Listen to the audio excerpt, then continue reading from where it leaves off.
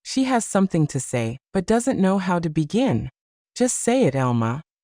I've known you for 40 years. It's about Valerie, she says finally. My brother Theodore told me she's been asking for information on how to appeal the decision. I feel a knot in my stomach, but I take a deep breath. And what did they tell her? That she has no legal grounds to appeal. That the renunciation of parental rights she wrote is valid, especially considering her subsequent behavior. But Eleanor, there's something else. Javier left her last week. He took their son Paul and told her he couldn't stay with a woman who had lost $150,000 for being stupid. The news hits me like a slap. Despite everything Valerie did to me, she's still my daughter, and it hurts to know she's suffering. Where is she living now? In a small apartment near downtown. She's working cleaning offices at night. Theodore says she looks terrible, very thin, very sad. Andrea stops playing guitar and approaches us. Are you talking about my biological mom? Yes, my love. I reply honestly. It seems she's going through a difficult time. Andrea sits next to me. Do you feel bad for her, Grandma? The question takes me by surprise with its maturity. Yes, I feel bad. Despite everything that happened, she's still my daughter. I don't like knowing she's suffering. But that doesn't mean we did anything wrong by defending ourselves, right? I smile and caress her hair. No, my love. Sometimes in life, we have to make difficult decisions. You can feel compassion for someone, and at the same time protect yourself from them. Elma interrupts us gently. Eleanor, there's something else you should know.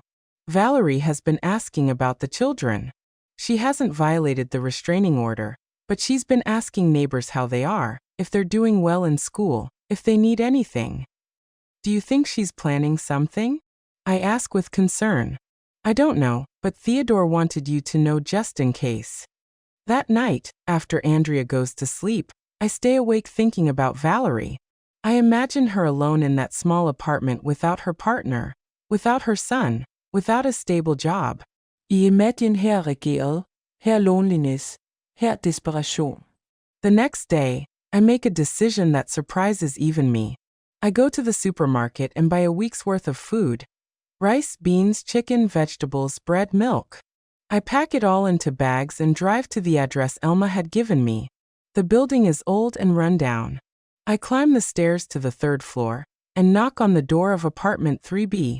I hear slow footsteps and then Valerie's voice through the door. Who is it? It's me, Valerie, your mom. There's a long silence, then the sound of bolts opening. The door opens and I see my daughter. Elma was right. She looks terrible. She has lost a lot of weight. She has deep dark circles under her eyes. And her clothes are clean but very worn. Mom, she whispers as if she can't believe I'm there. What? What are you doing here? I brought you some things, I say, lifting the bags. May I come in? She steps aside, and I enter the apartment. It's small but clean. An old sofa, a kitchen table with 2 chairs, a small television. On the table are stacked unpaid bills. Why? She asks as I put the bags in the kitchen. Because you're my daughter, I reply simply. Because despite everything that happened, I can't see you go hungry. Valerie collapses on the sofa and breaks into tears. Mom, I lost everything. Javier took Paul. He told me I was a loser, that I had had the opportunity to get easy money and had ruined it by being sentimental. I sit next to her. And what did you tell him? Nothing. I didn't say anything because I knew he was right. I'm a loser. I lost my first children. I lost the inheritance. I lost Paul. I lost my house. Valerie, I say in a soft but firm voice, you didn't lose your first children. You abandoned them. There's a difference. She looks at me with eyes swollen from crying. You're always going to remind me of my mistakes. I'm not going to remind you, but I'm also not going to let you rewrite history. If you really want to change, you have to start by accepting the truth of what you did. And what truth is that? I stand up and walk to the window overlooking the street.